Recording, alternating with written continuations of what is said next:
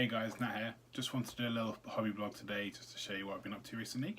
Over the last few weeks I've been looking at YouTube, and there's a channel on there called eBay Miniature Rescues, which surprisingly takes miniatures from eBay and rescues them.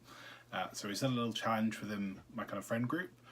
So we've got £15, not including postage or anything like that, just to find a model that you think's interesting, that you think you can make a big difference to. So we've all seen kind of the examples of thin paints on eBay and on Facebook and that kind of stuff. So find pretty much the worst thing you can find, and then try and make it a lot better. And we're going to vote on biggest transformation at the end.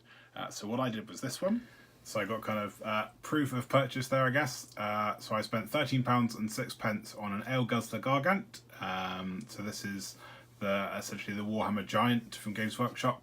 I'll get on to showing you in a second, but this is what he's supposed to look like. That's the Games Workshop version.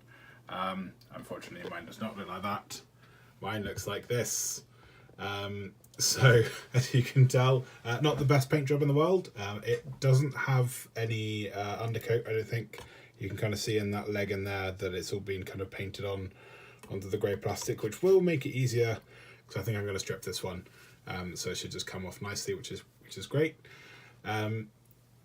Probably worth pointing out it's not built very well either. So if I show you here, there's kind of a big gap down here.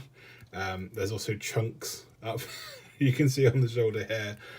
They're kind of all over the place, really. Kind of closer in, you can see on the legs there's kind of sticking out bits down here. They're not supposed to be there. That's kind of bits of chunks of sprue and that kind of stuff that should have been cut off at the beginning, but wasn't. So I shall have some fun with the hobby knife, cutting that out, going over all the mould lines.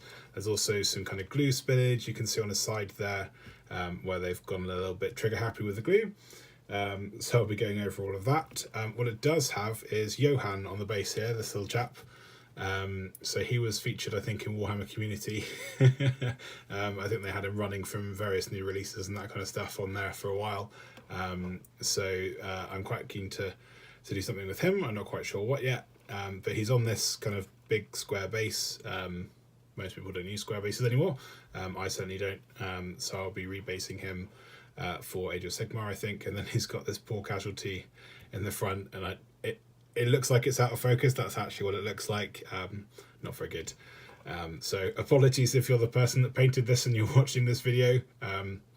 No disrespect intended, but I will be kind of improving it somewhat. So stay tuned in a couple of weeks for the results, I guess.